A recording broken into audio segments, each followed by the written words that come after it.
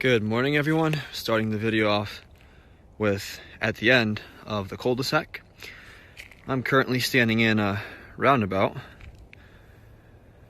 and the lot is where my car is, right there on that side of the street.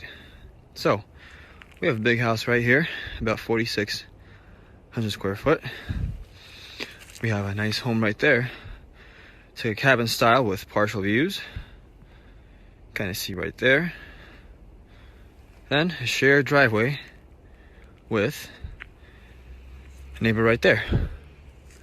And now we'll go over to that lot and get a detailed video with drone footage of this area so you can see it all from bird's eye view. Walking here, I want to point your attention to this long driveway, and there's a lovely home just sitting right there, along with another home behind these trees, and the home you couldn't see because that house was blocking it, but another property right here. All these properties look vacant. I think they're just about being finished up with all the construction, because I can see there's still some construction going on right there, but I don't hear any excavators or tractors, so that's nice. Okay, so this will be your neighbor. I see a basketball hoop. Looks like they may have kids. But your lot's basically starting from the road right there, where that little thing is, and all the way down there. So we'll go there right now. And this is the main street that you drive on to turn into Spirea Court.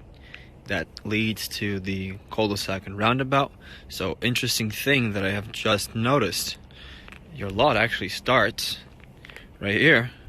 It goes at an angle like that, right? So it's kind of angled towards next to that home. So it's not like this, but it's like that. So we're just gonna go straight this way, and I'll also get some drone footage.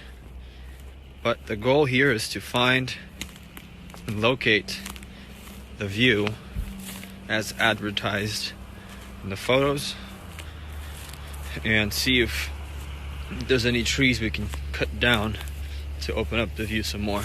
So still walking, and this is your neighbor. Alrighty, so in the photos online, I took photos from there, and I took photos from there. So it's definitely a partial view. However, I mean, there's still some view, and so far it's kind of flat over here, except for right there. It's beginning to kind of slope a little bit. But I think the basement idea would still work for a few reasons, even if we can use maybe a partial area of the slope for the basement, and the rest of the house going this way with a longer driveway. That may actually work. Let's see if you actually own this land, because it looks like that guy has a little slope right there as well. And I see there's some already, so I was just right there. Again, to recap, there's the neighbor, and found the stomp for the property line. It's right there, right? And it goes up until, let's see if we can find it here. Okay.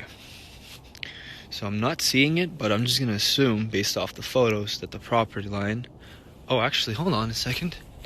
Oh, look at that. We found it. Right there. You see that? Kolshuk.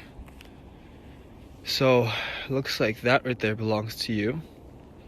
And then, all this slope right here. And then there's that Kolshuk right there, behind this tree. So you basically, let me show you the view.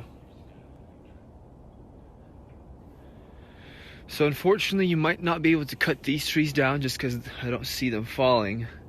Well, maybe this tree right here. And lastly, before we transition to the drone content, I just want to recap one more time the view along with the property line and the evident slope and the neighboring property. Okay, so we came from there. This is all your lot. That's the neighbor's house. Right there, that's the first property line stump. And it goes this way, like this, up until that stump right there.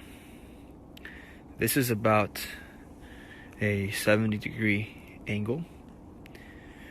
Maybe from here to there you can fit maybe 1,000 square foot of basement, maybe more, just because of the slope. However, there may be setbacks